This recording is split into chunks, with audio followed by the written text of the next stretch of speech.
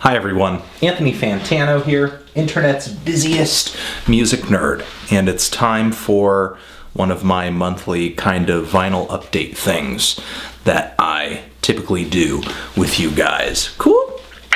Sorry about the last one, which if I remember correctly I said, hey, this is gonna be raw, I'm not gonna edit this one. I was kind of having weird things go on with my memory card where it was stopping every 30 seconds, so I did in fact had to splice all that stuff together. But this video, not gonna be edited, I hope. Anyway, a lot of what is in this pile isn't stuff that I had necessarily bought recently or anything. Actually, some of it is just vinyl haul stuff from my Nardwuar interview, because the interview, not only was there a lot of stuff edited out, but there were some records that he had bought and sent to me that he did not show inside the video, one of which he didn't actually give to me. He sort of kept it for himself. There are some records in the interview where he'll show them to you, but then he'll end up taking them back. But he ended up showing me the 7-inch that was a hardcore, straight-edge punk band 7-inch, but it actually featured Greg Anderson of Sun before he was in Sun in this straight-edge hardcore band. He's like, did you know he was in a hardcore band? I was like, no, I didn't know he was in a hardcore band. Oh my god, I hope I get this. But then I didn't end up getting it. But there were a lot of cool things that I did end up getting. Like you guys may have already seen, a vinyl copy of my favorite Dead Kennedys full-length, freaking Plastic Surgery Disasters, signed by Jello Biafra to me. Biafra. Fantastic. This is an amazing punk album. Amazing. If you're looking to get into hardcore punk with just some really great playing and interesting songwriting, then look no further than this album. And it's an Alternative Tentacles pressing too! Dating back to the 80s on this one. Nice heavy vinyl pressing. It's all sweet. And there's a cool little insert in here as well, I believe.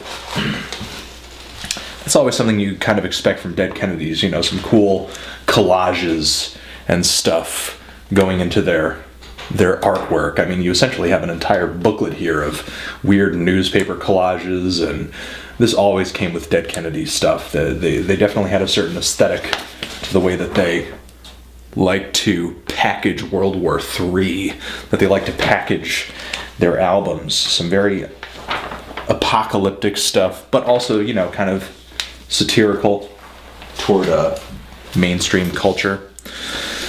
Let's see, what else did Nardwuar pass my way? He passed me a few records in relation to artists that I had featured in a mix that I made for NPR Music. Cub and Bush Tetras. I made a mix for NPR Music, I think last year, of nothing but female post-punk outfits, and a few, you know, indie rock outfits in there as well. And he passed me this Bush Tetras compilation. It looks like Boom in the Night, original studio recordings from 1980 to 1983. I'm actually yet to put this on the platter. He gave me a Gogoroth record too. I don't know if this ended up in the interview, but he gave me this sort of mid-era Gogoroth record. If you're looking to get into black metal, but you're looking for a black metal band that rocks more than they do, you know, kind of do the whole atmospheric brooding, really kind of long-winded thing, then definitely get into Gogoroth. So yeah, he passed me the Cub 7-inch over here too. Pep has a nice couple of cool songs on it. Mint Records, which I'm pretty sure Nardwuar, a label that Nardwuar is affiliated with. Of course, he also passed me the instrumentals to the Connecticut Third Unheard Hip Hop Compilation, which was pretty awesome.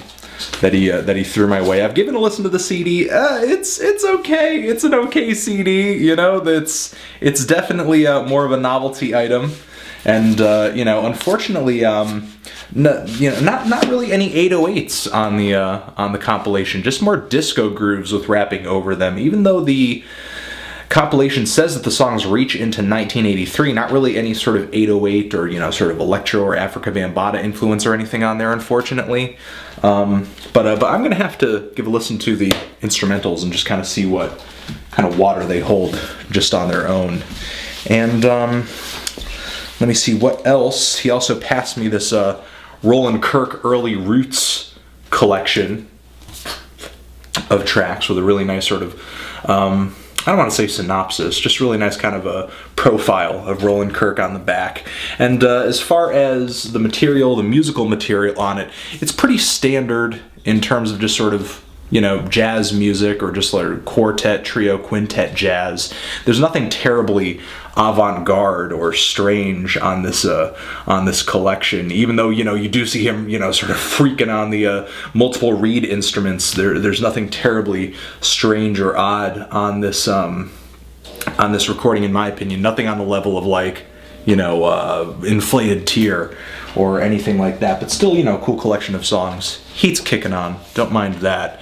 And he also passed me a copy of the Evaporators Ripple Rock, which I said in the interview, I used to own a copy of it in high school, and then I gave it up, but then I regretted it, which if you own a vinyl collection, I mean, it happens to every vinyl collector. There's some records that you have, I don't listen to it as much anymore, and then you end up giving it up, and then you realize you made a huge freaking mistake.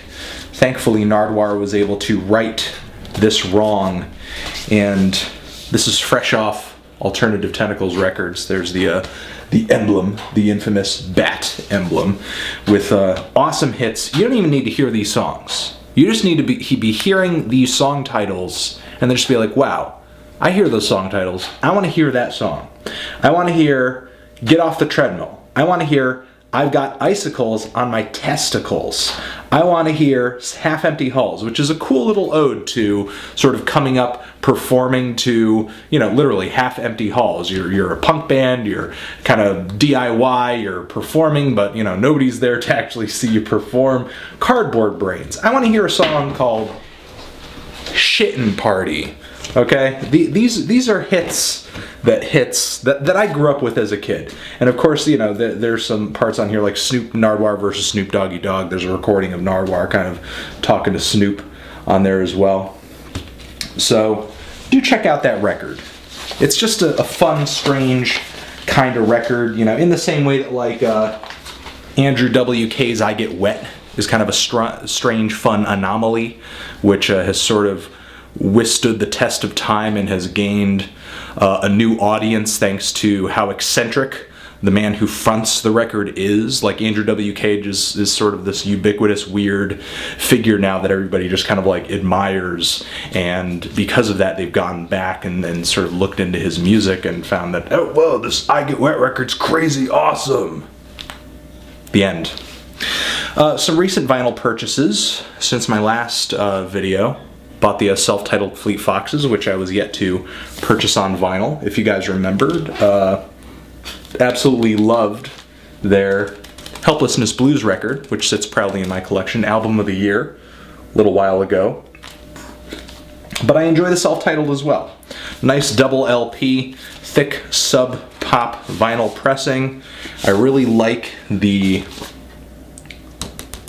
sleeves on this. I don't know if you could see, but it's sort of like a glossy finish on the sleeve, and you could see the sub pops sort of, you know, put into the sleeve. It's really nice.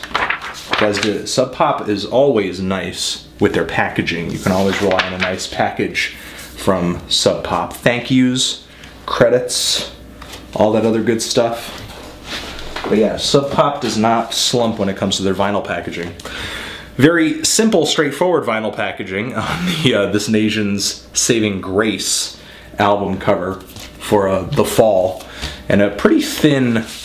Yeah, it's okay. It's not the thickest vinyl pressing that you're gonna run. Actually, it's very thin, but you know, it sounds fine. It sounds fine. It's not too tinny or anything like that. It's a rough recording, of course, but that's just kind of the style the fall has. They kind of just take this idea, as Derek Higgins would say, and they kind of blam it out. And, you know, actually, speaking of which, Derek Higgins continues to be the nicest man in the world. He sent me his latest release, Sonospheres 2, which is kind of a collection of soundscapes from him, and it is on colored vinyl. Like kind of greenish, bluish. Nice. I've given a listen to this stuff on his Bandcamp. While the songs aren't really long, And I typically like my ambient music to be more kind of vast and maybe a little more formless. He does tend to write his ambient or sort of soundscapes in sort of a shorter fashion. Still, the sounds that he comes up with are interesting. They're sharp, they're vivid, they're colorful. I mean, you know, I don't think this album art is hip.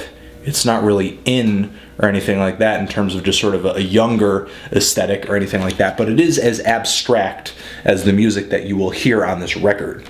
I've blogged about this collection of tracks on theneedledrop.com.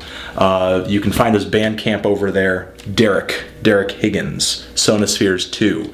You can find his Bandcamp on my website and stream all the tracks from this thing over there. Like I said, sharp, vivid, colorful soundscapes. Oh, no! I'm just gonna leave it at that. That's pretty much my vinyl update for this month. And, love you. Anthony Fantano, Records, forever.